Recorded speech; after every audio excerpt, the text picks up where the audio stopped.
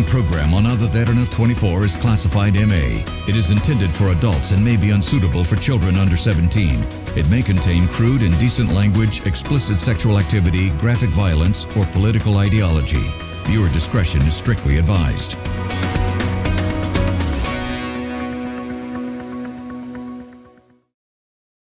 State of the Nation is an opinion-based program. The thoughts and opinions shared within this program are not intended to offend or disregard anyone's perspectives or beliefs. We aim to foster open dialogue, encourage critical thinking, and explore thought-provoking subjects. Recognizing the importance of diversity and inclusion, this program welcomes all viewpoints and cherishes the right to express them freely. This program also contains the opinions of the participants and does not reflect the views and beliefs of the Derana Media Network. The network believes in a safe space for all ideas to be expressed and on its duty to create such a platform for free speech. Viewer discretion is strictly advised. Good evening. The rat race for power begins. With the deadline of forming administrations of the local bodies now getting closer, our nation's political parties are in conversation with many others just to see whether they can secure power in bodies the current government has failed to secure an absolute majority. And then on the other hand, the so-called Trump tariffs. How will it impact our exports? Is our exporting industry at jeopardy? For insights, analysis and opinions, tonight I will speak to the Minister of Labour and the Deputy Minister of Economic Development, Dr. Anil Jayantha Fernando, Parliamentarian from our nation's opposition, the SJB, Harshana Rajakaruna, National Organizer for the United National Party, Sagala Rathnayake, Deputy Chairman of the Joint Apparel Association, Felix Fernando, Economist from the Institute of Political Economy, Charith Gunawardena, Lecturer for Public Law at the Rathnayake Center for International Studies, Attorney at Law Dr. Udara Soyza, and Political Economic Analyst Shiran Ilam Peruma. Good evening, I'm Mahieash Johnney, and this is the State of the Nation.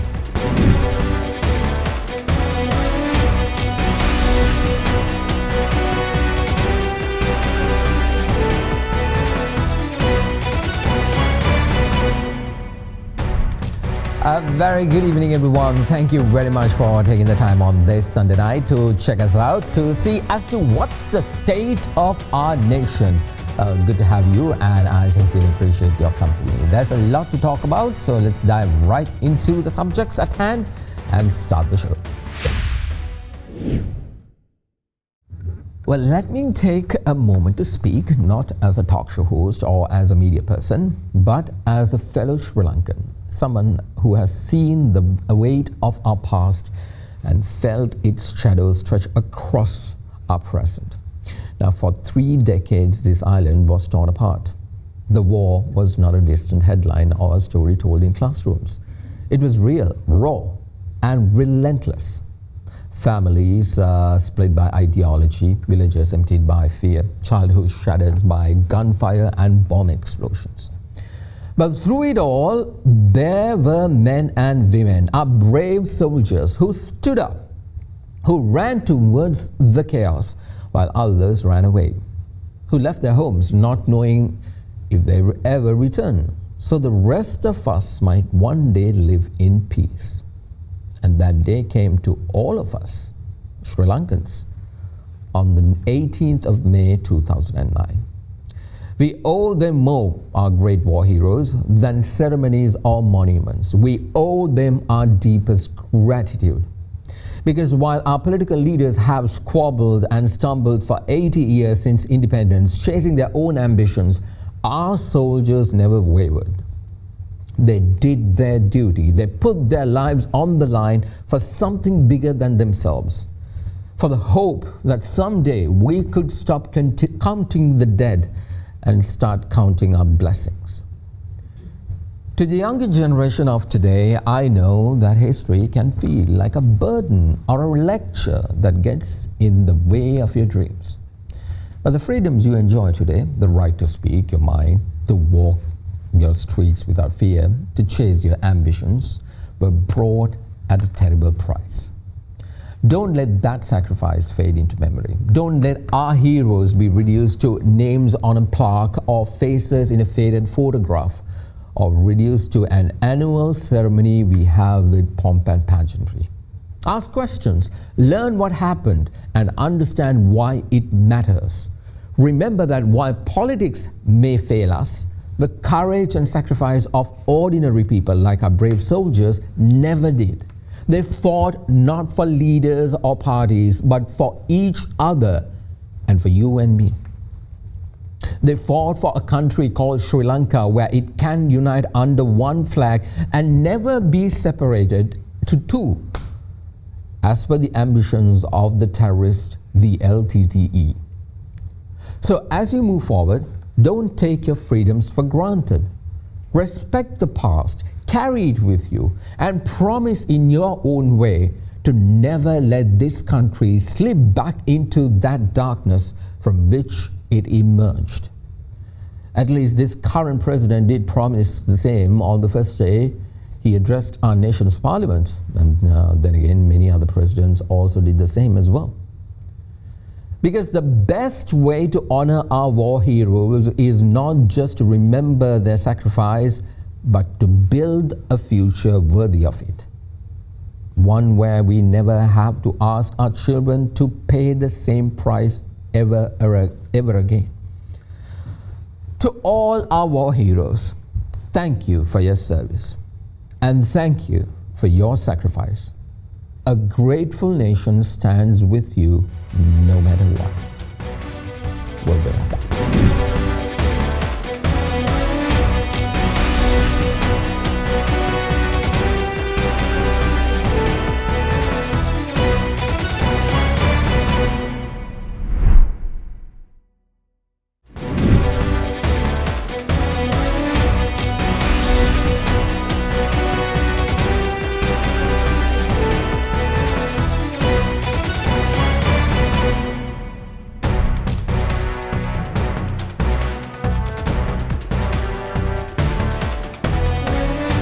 Welcome back everyone to the State of the Nation. In our lead story tonight, the rat race has now begun to form alliances, unions and coalitions in the local government after the people of this country refused to reconfirm the same mandate provided at the parliamentary elections to the current NPP government in the local government polls.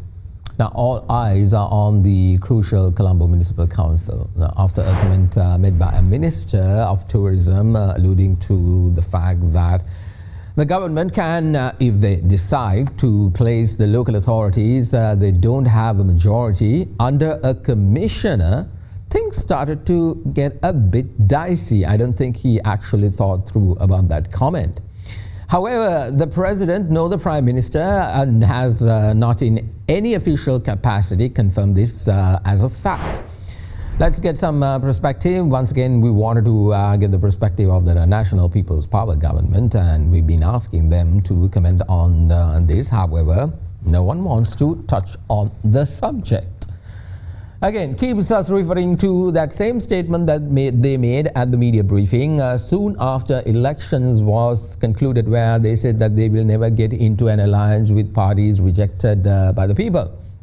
Not gonna lie, there is a massive communication lapse with the government, especially to the English media. I too understand that many ministers are not comfortable in conversing in English. However, from the ministers who can, is not allowed to comment on matters, despite them personally assuring us that they are willing to, but needs approval from their central media command or something like that. Now, all administration, if I remember right, since 2015 botched the public game because they failed to communicate properly with the people who elected them. What was the end result? The one-term government that they got power for. The public has no clue what their leaders, their elected ones, are up to and how they are working to solve the problems of their lives. The failure to communicate with the public on what they are doing, how they are doing it, and when they can expect any result on the subject that matters to the people would indeed result in public displeasure and a loss of popularity. Now, this government claims to be a transparent government, and yet here we are scrambling to get a response for issues that matters to you. Well, one man's failure is another man's opportunity. So who's taking the opportunity to speak to the public? The opposition.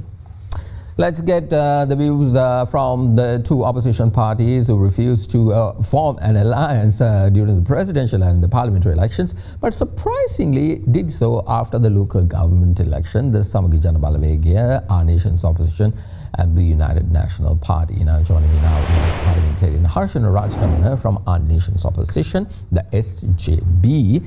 Good to see you once again, Parliamentarian. Thank you very much for joining us and speaking to us. Now, finally, there's an alliance with the United National Party, the mother party, if I may say so. Why now? Why was it so important to unite now and not before? Thank you very much for having me. No, we have been talking with the UMP and the other opposition parties even prior to the election. And actually we know with this council elections that there will be an opportunity for the opposition parties to get together and form the local bodies. And I think that is the mandate of the people as well, where the majority was given to the opposition. So wherever the majority is given to the opposition, we have very successfully had discussions, especially with the UMP, and not only with the UMP, the other opposition parties, and we are hoping to form the local bodies along with all of them. How exactly will this union work? Let's take the CMC for an example, Parliamentarian. If the opposition pulls in the majority, what are the arrangements there in terms of working modality and positions? So Mahieash, I mean, we have already signed a MOU, a Memorandum of Understanding with the UMP. And so we have had very successful discussions with the other opposition political parties. So we will definitely work together with the other political parties, and when we are in the ruling party of these local bodies, we will make sure that we help all the opposition parties to come together. And of course, the whole point is to serve the public and serve the public in a very much more efficient manner. And we believe that we have a capable team. The SJB has a very capable, experienced team, and that together with the other opposition parties, we will be able to serve the people of Colombo, and not only Colombo, not only the Colombo Municipal Council, what the other opposition majority-led councils in the country. Absolutely. Well, Parliamentarian, how do you respond to the statement made by a certain government minister who I think lightly said that these bodies which they have no majority can also be run by a commissioner and not necessarily the opposition coalition? If in a case like that, what would your party's move be? So definitely we have to understand the rule of law. According to the law of the land, the opposition, if there is a majority, the opposition has the right to elect their own mayoral or the chairperson. So just because the opposition has the opportunity to form the local council, there's no law that the government can take over that. Therefore, whoever who's mentioning or threatening these councillors, you have to understand that we will take every action to protect the democracy of this country, protect the constitution of this country, and I'm sure even if we have to go to the courts, they will support to safeguard the democratic value of this country. Absolutely. Well, Parliamentarian Harshana Rajakaruna from the Samagi Janabalawege, thank you very much, for speaking to us. Appreciate it. Let's also get some reactions from the United National Party. They came in third at the Colombo Municipal Council, which is the biggest prize at the moment. Joining me is the national organizer for the UNP, Sagala Rathnayake. Good to see you again, sir. Thank you very much for joining us. Now, we're getting closer to the date that all local authorities will come into effect as per the Gazette. We know that there's a special understanding between the SJB and the UNP to unite and form administrations that the government doesn't have the majority in. How far does this understanding extend to, and more importantly, what are the details of this agreement between your two parties? Because I asked the same question from the SJB Parliamentarian as well. Good to see you again. It's not just between the SJB and the UNP. Any party that is has opposed the government, or the people have voted. What we understand is that if the people have not voted for the National People's Party or the government party, that means they are opposing the government and they want somebody else. So we want to work with all these people together, all these parties and independent groups together, wherever possible, to unite and form the local councils.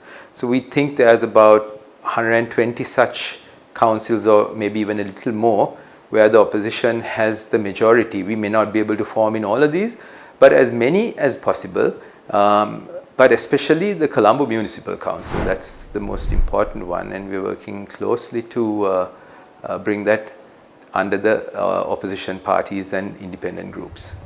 Absolutely. So why couldn't you do this during the general or the presidential election, this unity? How come it's coming into play now and not at the most crucial time? Because if you look at the numbers from the presidential election, the split between former President Ranil Wickremesinghe and opposition leaders' culminative figures would actually pass the 50% needed. Why now and why not then? We asked the same question.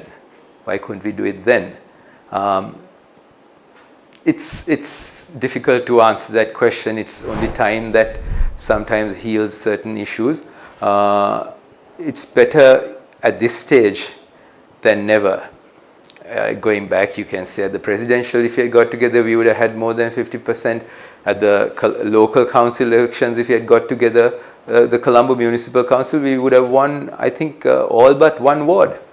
So the results would have been completely different, but sadly that's not what happened. But at least now the SJB and the UNP plus other parties are trying hard to work together and form administration wherever possible, and I think we will have success. All right. Well, I asked the same question from the SJB as well. Well, I want to get your reaction as well to a certain comment made by one of the ministers regarding bringing a commissioner to run the local bodies. They don't have an absolute majority in, like the CMC.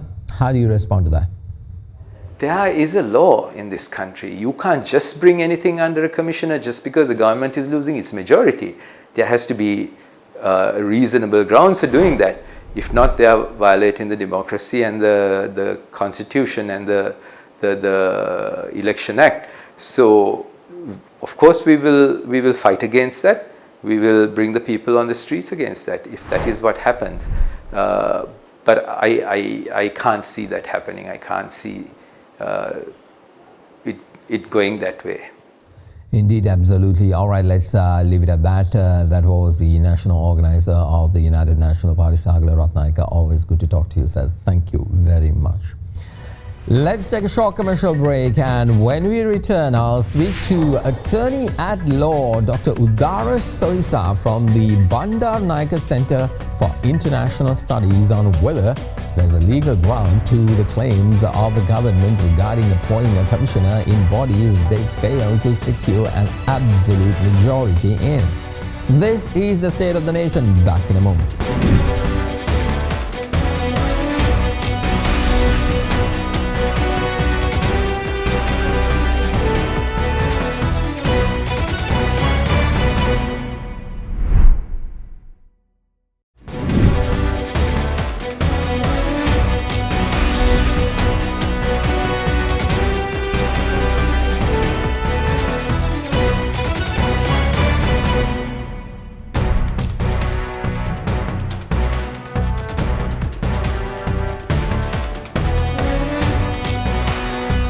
Welcome back, everyone, to the State of the Nation. Now, we are staying on the same subject as before regarding forming administrations in local government bodies. Now, opposition says that they will do so at local bodies. The government doesn't have an absolute majority. They even have come into an alliance for that. However, there was this comment made loosely by a minister saying that those bodies the government failed to get an absolute majority can be placed under a commissioner. Now, again, I reiterate, this was not in any way confirmed by the president, nor the prime minister, or anyone in an official capacity from the NPP government. I think, once again, that minister just spoke out of context. Anyway, let's just ask this question. Is there a legal standing to this? Can the government technically move towards a commissioner in bodies they don't have a commanding majority? Joining me now is the lecturer for public law at the Bandaranaike Center for International Studies, attorney at law, Udara Soyza. Thank you very much, Udara, for your time. Appreciate it. Now, there's this idea being floated that in local bodies where the government has no majority can be dissolved or, taken under control of a commissioner and run it as per the needs and wants of the current incumbent government. Now, this bids several questions that in this case, why did we spend billions of rupees on elections if that is the case? Also, how come a government go against the verdict of the people? Is there any legal provisions to this claim?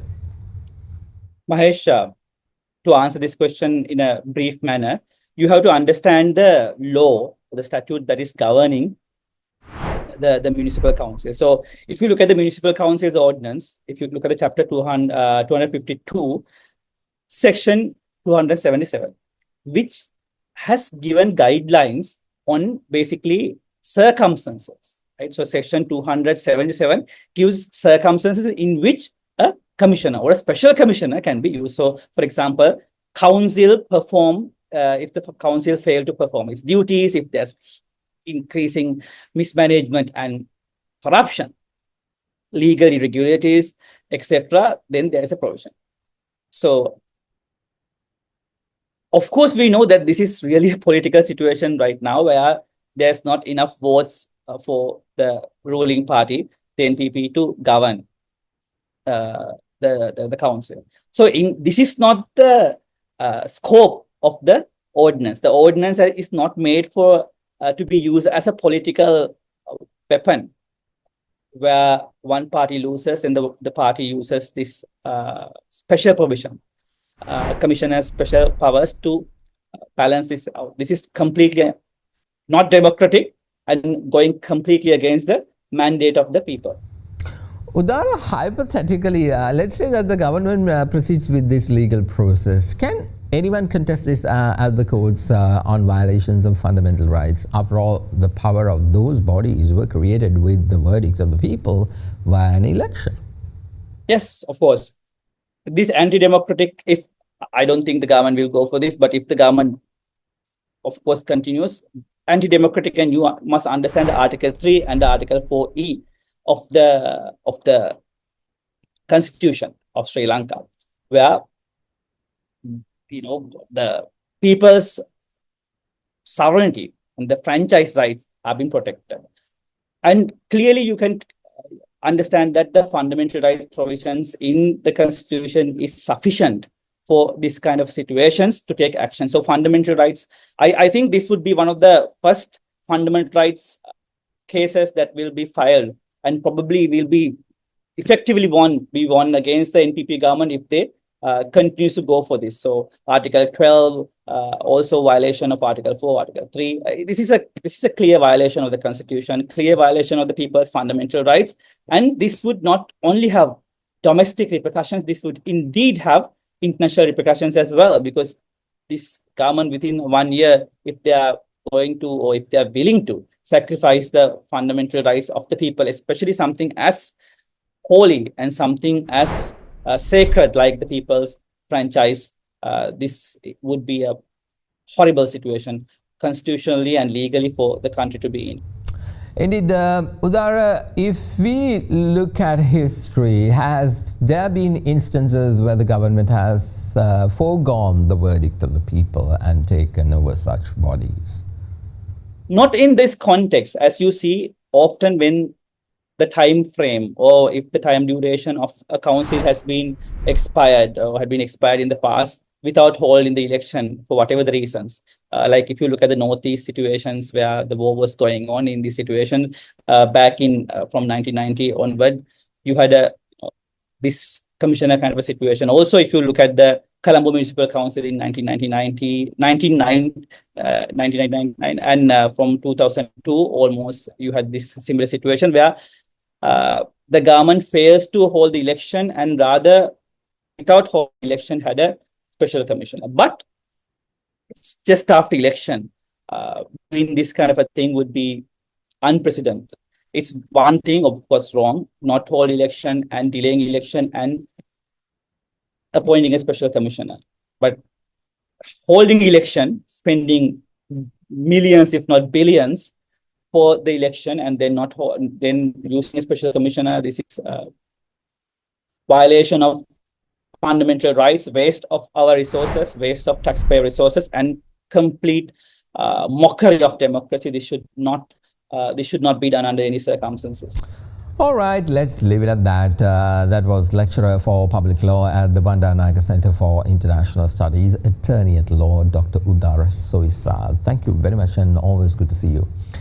Let's take a short commercial break, and when we return, I'll speak to the Deputy Chairman of the Joint Apparel Association, Felix Fernando, and later economist from the Institute of Political Economy in London, Charith Gunawardena. I'll ask them both on how Trump tariffs might impact their industry. This is the State of the Nation. Back in a moment.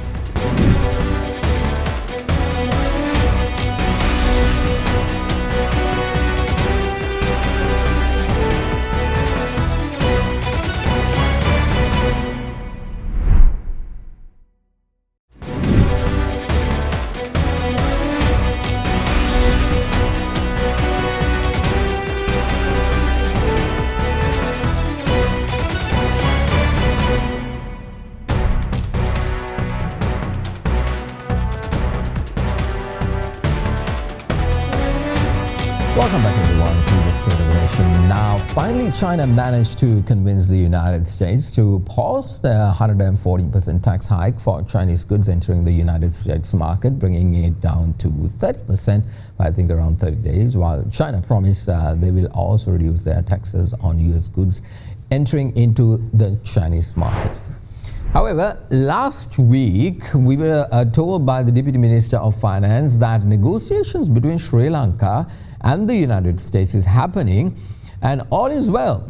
But the numbers and data wise, well, the government is yet to bring in some clarity on that. We know that Sri Lanka's biggest exporter is the United States, and the largest exporting item is apparel. So with a slab of 44% with an additional base tax of 10%, meaning a collective 54%, what would it do to these sectors? Let's go to the data board. Tonight standing by is Vinod Varnasurya. Thank you very much, Vinod, for taking the time to do the analysis. Just take us through the numbers in terms of these taxes. How much are we looking at? And more importantly, what would this mean to our exporting markets? Thank you, Mahieash. It's good to be on this side of the show. So if we dive into the numbers on Trump tariffs, now let's take the immediate data from last year. Now, United States is the biggest exporting market for us Sri Lankans, and exporting is one of the most major revenue generating ways for our country. So if you take the 2024 data, Mahieash, apparel sector, the value is $1.85 billion.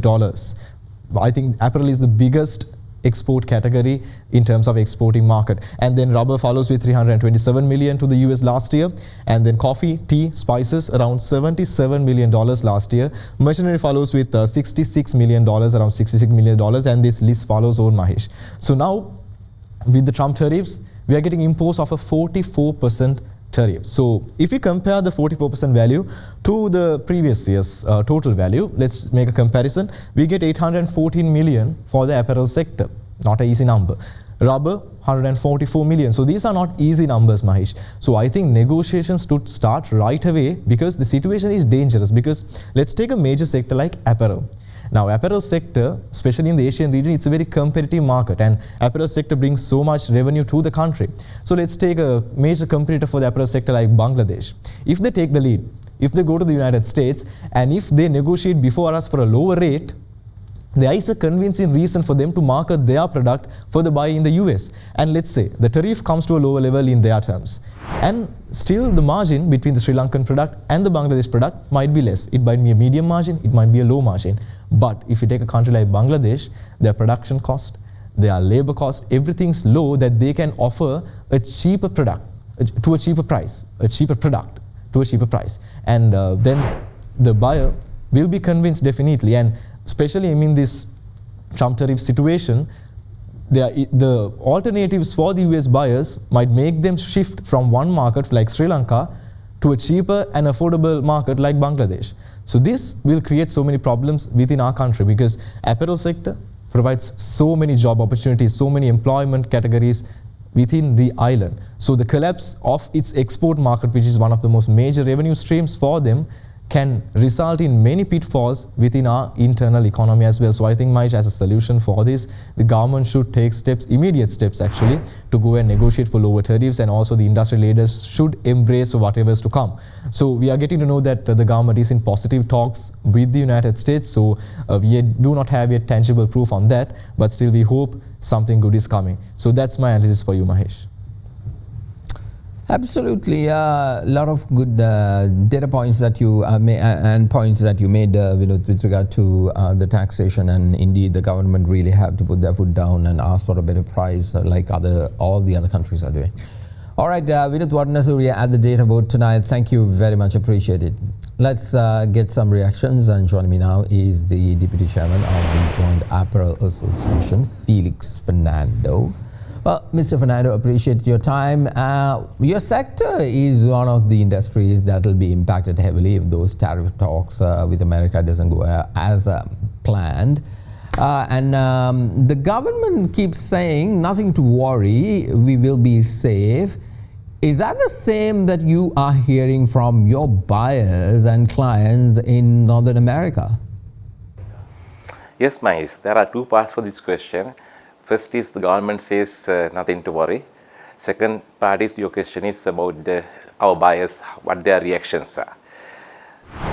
Right now, the government has spoken to them few times, US government, and we were told that within these 90 days, US government and Sri Lankan government will be able to come to some agreement, a mutual agreement, where both countries will be able to get the mutual benefits.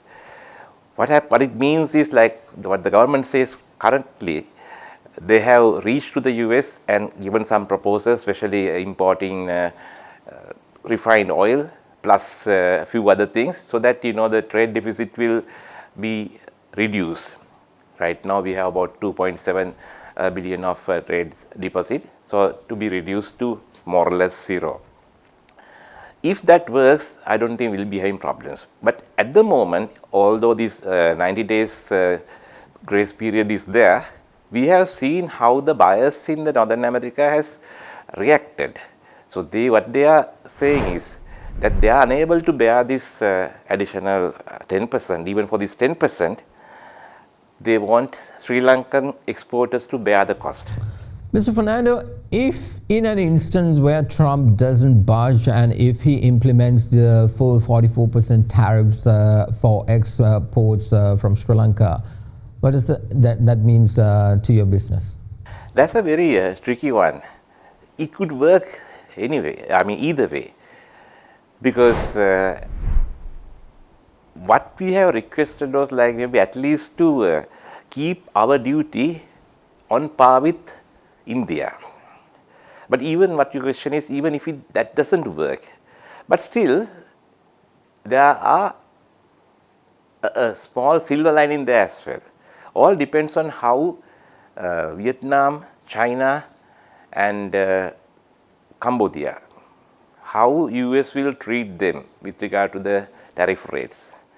Right now we have seen all these three countries tariff rates are higher, but we know also now even Trump yesterday they have agreed for 3 months grace period, plus Vietnam is working very hard with the US government to come to an agreement.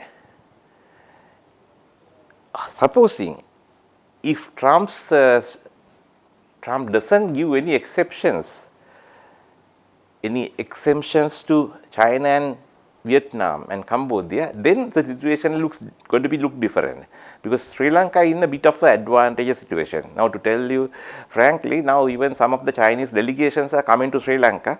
They want to talk with Sri Lankan exporters because they fear even in the future that maybe the same problem could occur again. So they are taking backup. So I believe that the Chinese delegations, they may be approaching different countries in Asia in order to make sure that they will not lose anything, because if the China can shift some of their orders here, or if they can shift some of the factories or some of the investments bring over here, so that's going to help the export industry in Sri Lanka. But in case if we will be the only country that left out from any trade agreements with US, that's going to be very hard and it's going to be very harsh for the industry.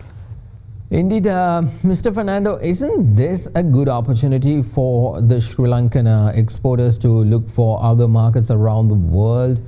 They have been fixated in one market or two, but now doesn't it make sense to diversify and go into markets which we are not well known, like the African continent? The reason, Hamish, is that why we've been limited to few markets. First of all, the buying power. Ever since we started the apparel exports, USA followed by European Union, that time even the Britain included, they were the world's largest consumers of apparel. Unlike China, India and some of the other countries now are coming to the top of the consumers. So therefore, what happened was we were more focused on US. Even today, still US is the world's largest apparel consumer. So we cannot, I don't think that we are unable to move away from US completely. But that doesn't mean that we can go to the African countries. I doubt, because Sri Lanka doesn't have a large human capital, human resources to make cheap garments. Right now, whatever we are sending to US, whatever we are sending to European Union, we are able to get a good price, in the sense because we are doing some value-added garments. So we are, all of a sudden, if we move to countries like African countries, it will be tough. However, there are few other countries we haven't gone very well. Countries like South Korea, Japan, Australia, Canada, even China. Our market share in those countries are very less. Also, we have the GSP Plus with EU. In EU also there are several countries, more than 50% of the countries in EU out of 27 or 28 member countries, we are not exporting to them, or it's very, very minimum. So there is a huge chance for us to approach these countries, but the reason again being why we haven't doing is, why we haven't done well, we have been requesting the governments, various governments, to get into some free trade agreements or some beneficial agreements to Sri Lankan exports, not only for apparel, because most of the countries who are exporting, who have captured those markets, have captured those markets due to concession. I mean, country like Bangladesh, since they are LDC country, they can send whatever they want, regardless country of origin, the fabric country of origin. But if now the governments can push for us to get into different FTAs with such countries, then of course we are able to access such markets sooner. Well, thank you very much. We have to leave it at that. That was the Deputy Chairman of the Joint Apparel Association, Mr. Felix Fernando. Appreciate it. Well, let's get a perspective on the impact of these Trump tariffs. I mean, we all know this is a clear indication from President Donald Trump to shake up the markets around the world and to get the United States back on the top while slowing down the growth rate of China economically. So is this becoming a success for Donald Trump? After all, we see all countries now wants to have special deals with the United States.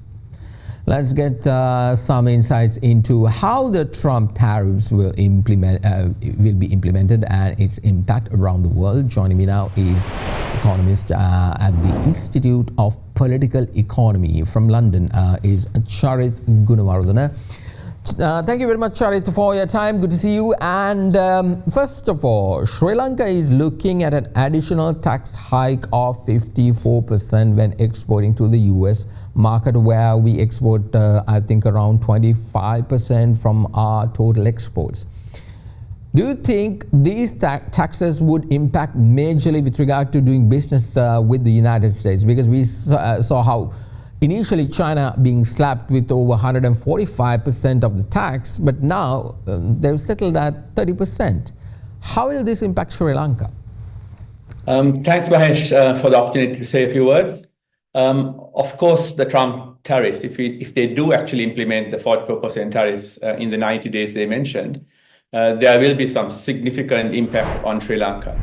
So to start with, it could impact our export revenue. Like you mentioned, 25% of our exports go to the USA, and we are in desperate need for foreign currency since our debt default in 2022. So we need funds for essential imports like fuel, high-tech, and medicines. We need it for development purposes. We need to build our reserves, which are still quite low, even if it's at 6.5 billion. And of course, we had to start repaying our debts in 2028. External debts. So the Trump's tariffs, if there's any loss of export revenue, it will impact Sri Lanka. And there also could be impact on job losses in the manufacturing sectors, which is really which will be reliant on the US markets. Now, the other worrying thing for Sri Lanka is that there'll be pressure on domestic worker wages because the buyers of our goods will try to avoid transferring all the additional cost to their consumers, their buyers, and they might put the pressure on the suppliers to reduce the prices which they buy it from. So the worry is that there could be a pressure on domestic worker wages, and more importantly, there could be a reduced investor confidence in our export-led sectors if they know that Sri Lankan goods are facing that sort of level of tariffs to the USA. So there really needs to be some urgent diplomatic engagement to negotiate exceptions and possibly take mitigating measures as well. Charith, indeed, the government is saying talks with the United States is very positive and that we can avoid this tax of 44%. However, the government is yet to give us any tangible proof of such. Is this a good time for Sri Lanka to look at elsewhere for its imports and exports? Perhaps China, capitalizing on the rivalry with the US?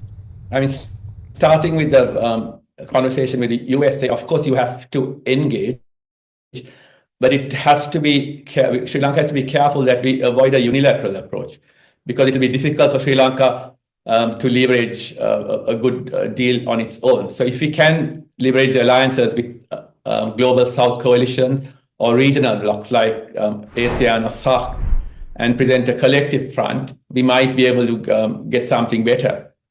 Of course, we'll have to emphasize the development concerns and economic vulnerability which Sri Lanka is facing with the US policymakers, but we have to guard against the divide and rule tactics, which will be used by Trump administration.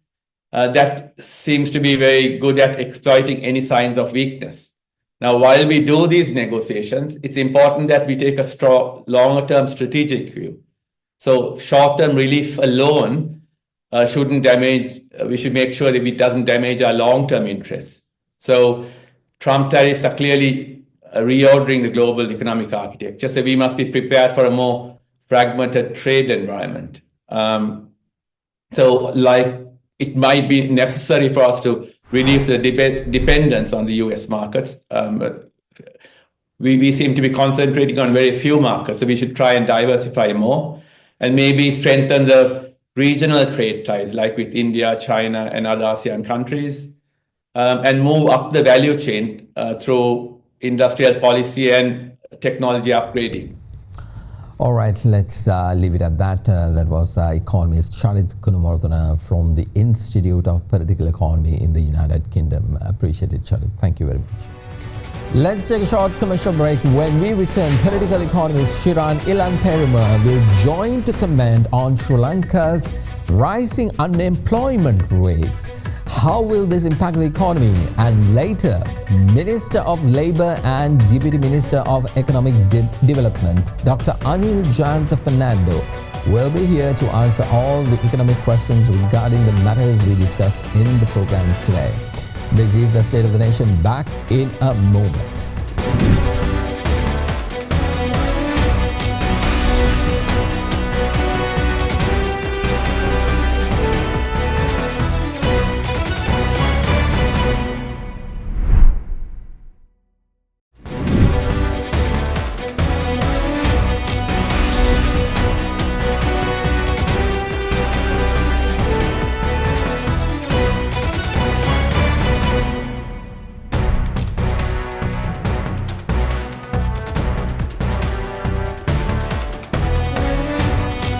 Welcome back everyone to the State of the Nation. Now the Japanese government seems to be very unhappy about the vehicle taxes imposed on Japanese vehicles that's entering the Sri Lankan market.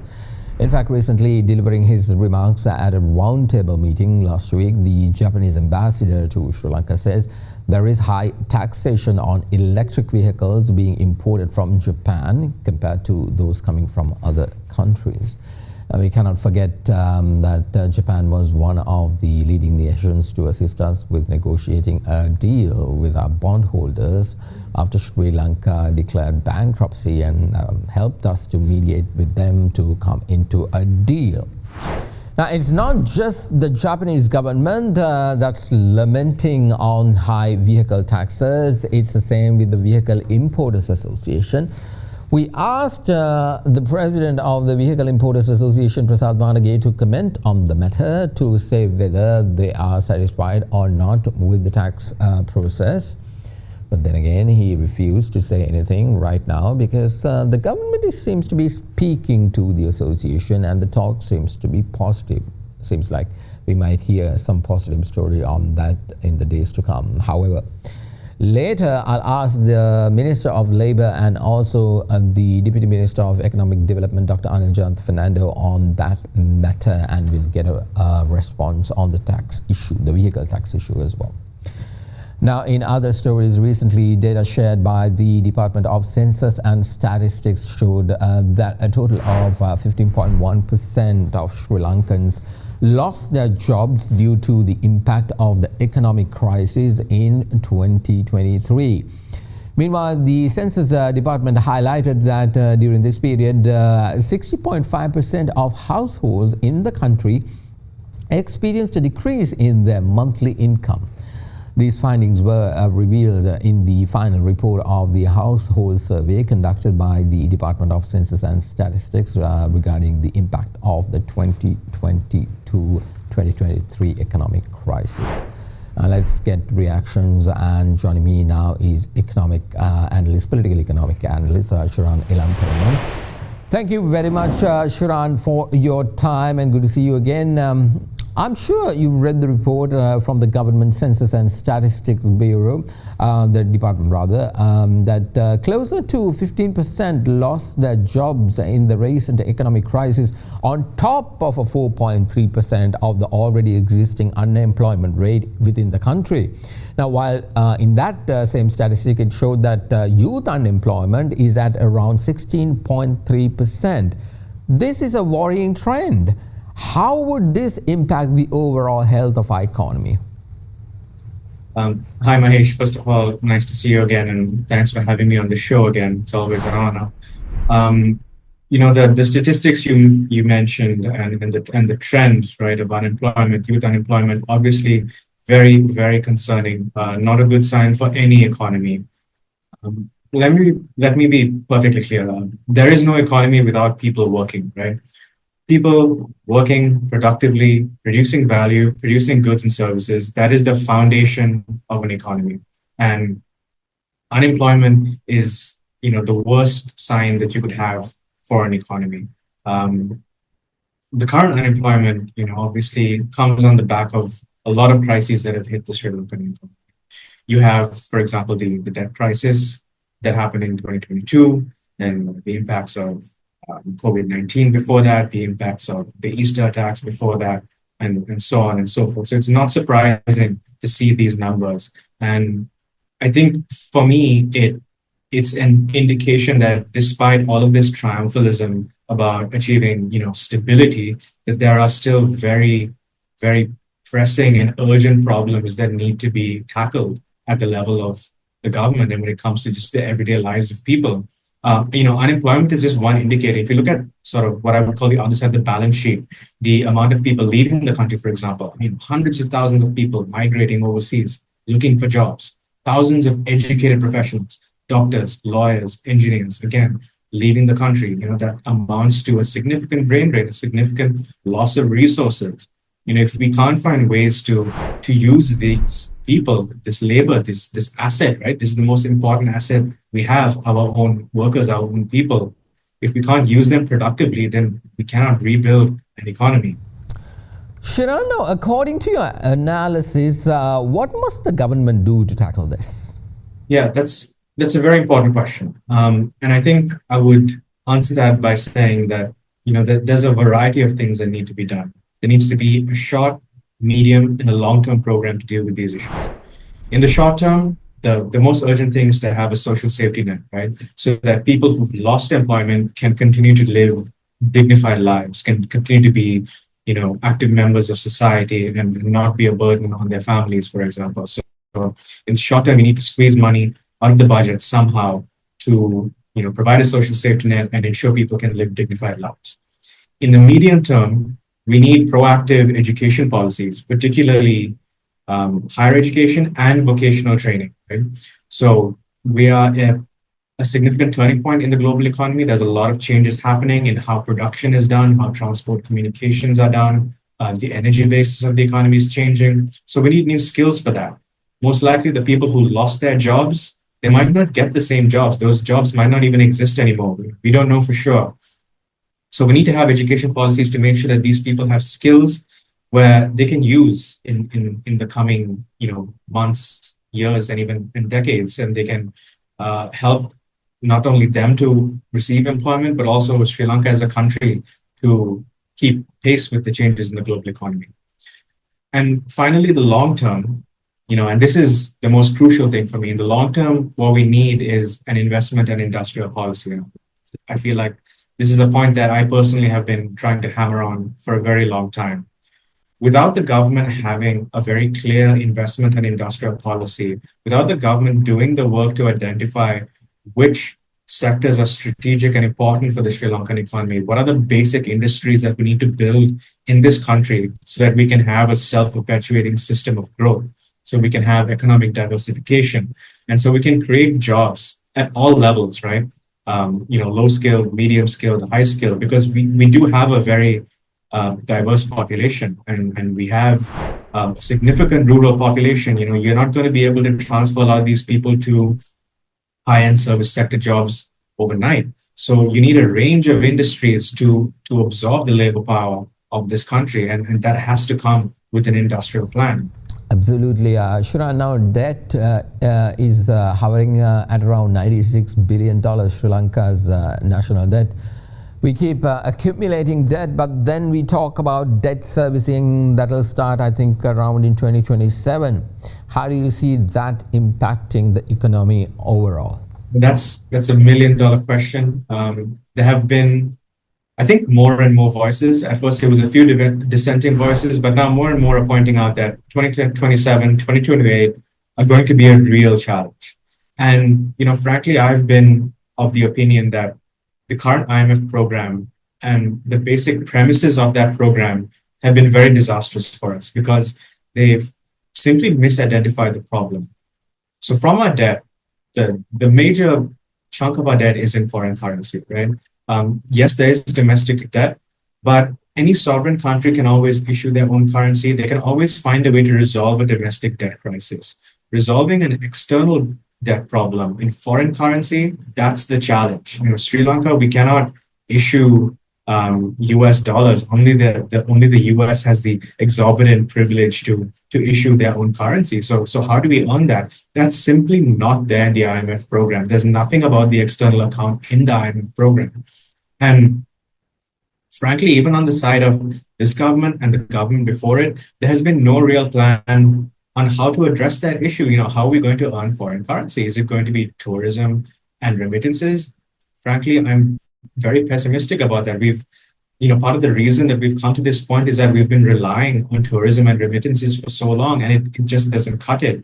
If you look at all of the emerging economies in Asia, they accumulate external surpluses through the export of manufacturers, through manufacturing, and through graduating up the value chain from low end to medium to high technology. That's something Sri Lanka has simply not done, right? We've not diversified our manufacturing base. We've not gone from the labor intensive to the capital intensive production.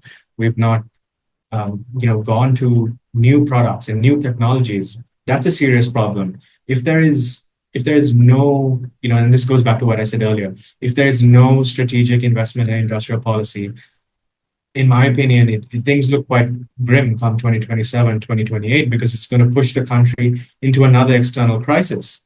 And again, if we're not willing and able to call a spade and call this an external crisis, then the cycle repeats itself. We'll go to the IMF again, maybe, we'll get another loan, we'll go through another austerity process where we, misidentify the fundamental issue as being the budget deficit and not the trade deficit, right? It's going to be a vicious circle of death, right? I, for one, hope that more and more professionals in civil society and, from the grassroots, right, from the bottom up, people start seeing what the crux of the problem is, that we don't have a productive system in this country. We don't have a process of industrialization in this country, which is needed to overcome this issue. Absolutely. Let's wait and see. Sharan, as always, good seeing you and talking to you. Let's leave it at that. Thank you very much. That was Sharan Ilamperuma, political economic analyst. Let's take a short break, and when we return, we'll have the Deputy Minister of Economic Development and also Minister of Labour, Dr. Anil Jayantha Fernando, who will give us some clarity from the government's perspective on these issues which we discussed tonight. This is the State of the Nation. Back in a moment.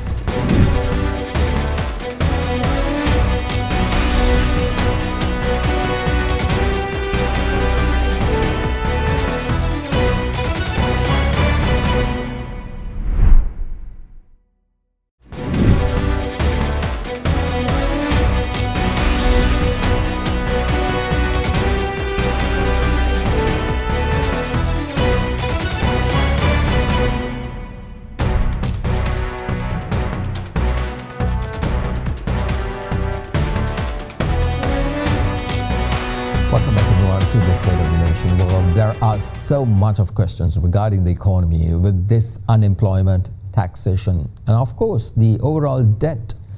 We need some answers as to what our government is doing. So joining me now is the Deputy Minister of Economic Development and also the Minister of Labour, Dr. Anil Jayantha Fernando. As always, I appreciate it. I appreciate you coming on the show, Minister. Let's first take the vehicle tax issue. Now, the government of Japan, who has assisted us during negotiations with bondholders prior to this government coming into power, is lamenting about the taxes imposed on Japanese vehicles. Now, why is the taxes so high? I mean, as per these rates, a middle-income person cannot even afford a vehicle. Yes, Mahesh. So, in fact, you have to look at especially government taxes or the fiscal policies from a holistic approach.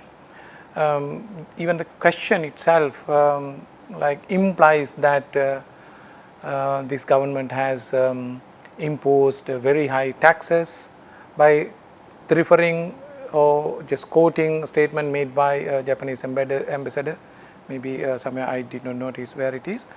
In fact, our government has not increased additional taxes even on importation, but only the change that we made to the custom duties. It is also not a big amount compared to the previously imposed rates.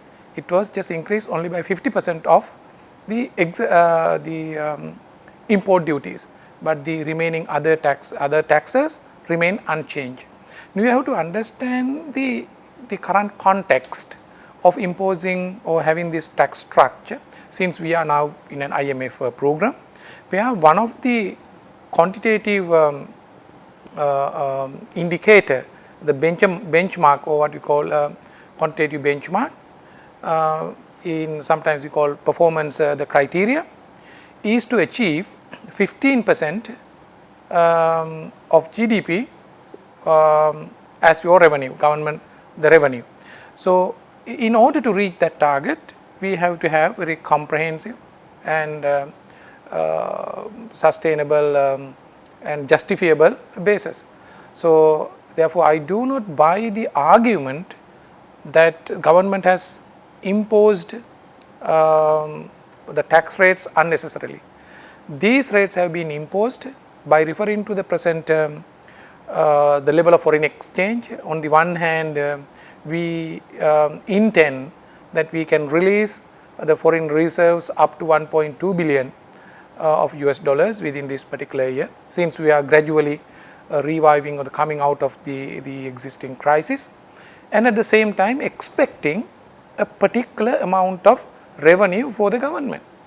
So, that is how these rates have been set, and therefore, we can't say that those are taxes which have been imposed against one particular country. This is our common policy on importation of motor vehicles, irrespective of the origin of the country.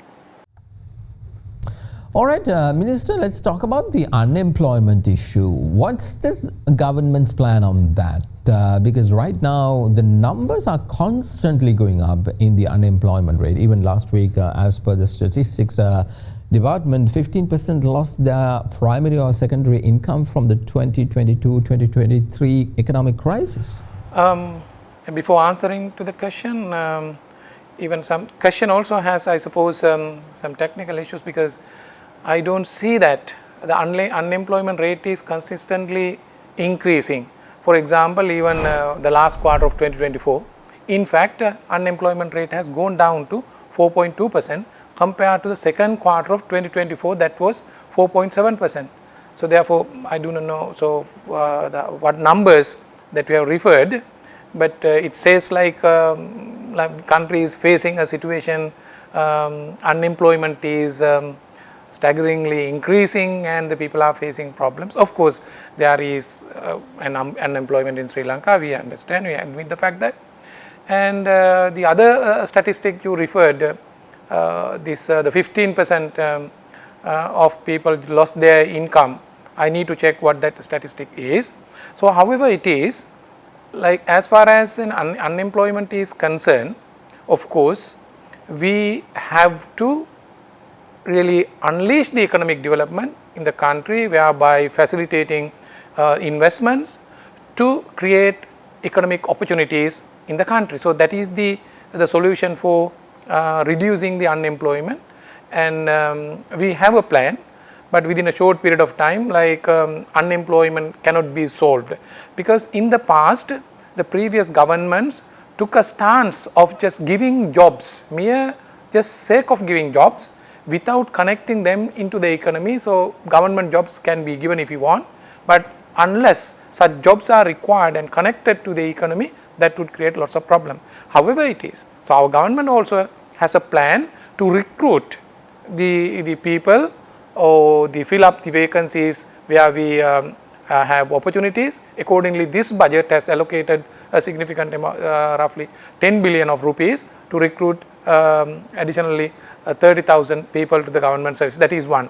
But the majority of the employments will be created in the private sector. So that will happen gradually with the influx of investment. So as of now, government has been able to stabilize the economy, stabilize the price and the financial stability in the economy in the country, and the government has been able to win the confidence of investors, both local and foreigners. So therefore, you know that investment will not come overnight, but the situation or the context has been created which is really conducive for investors and level playing field, and accordingly the government's responsibility is to facilitate it. It will happen, but you will see the results gradually when the economy grows. Minister, what's the progress made with the United States about the new tariffs for Sri Lankan exports? I know negotiations are going on. What's the update on that? Yeah, basically, you know, the Mahieash, it is a global issue. It is not an issue between the United States and Sri Lanka. It's a global issue because the United States took a decision to increase. However, now even the United States is also having different discussions with other countries as well. Especially the main discussion is going on between China and the United States, and so gradually these differences are being ironed out. However, so as a responsible government, we were really proactive. Once this the tariff announcement was made on 2nd April, we immediately appoint a particular task force and the committee. Committee had several discussions with the respective organizations, especially with the United States Trade Representative Office, the head of that, and the discussions are really continuing fruitfully. As a result, actually our team visited the United States, and we are aiming to reach very the robust bilateral relationships, trade and investment relationship with the United States. Then the next step will be our team again will visit at the end the United States at the end of this month. Don't worry, the final outcome, once it is implemented, we would really reveal to what the situation is. As of now, what can confidently tell you that discussions are successfully continuing. Indeed, I understand. Let's leave it at that. As always, sincerely appreciate it, Minister, for your time. And that was the Deputy Minister of Economic Development and also the Minister of Labour, Dr. Anil Jayantha Fernando, the only person to speak to us whenever we call him to get a comment. Well, we indeed talked a lot today about our economy and where the country seems to be headed. So instead of another lengthy monologue, I want to pay tribute to the Queen of Cinema, Queen of Sri Lankan cinema, Malini Fonseka, who passed away yesterday at the age of 78. A veteran actress with a career spanning 7 decades, she made her debut in Sri Lankan cinema with Titha Lianasuriya's Punchi Baba in 1968.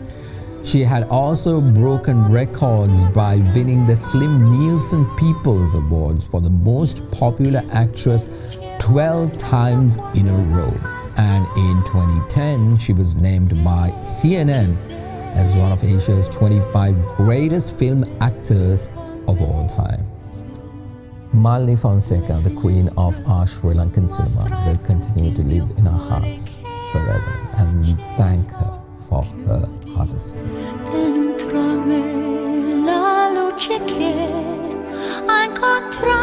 Well, that's all the time we have for this edition of State of the Nation. Thank you very much for watching. Send us your comments to feedback.ad24english@derana.lk or WhatsApp your feedback on 076 805 7933.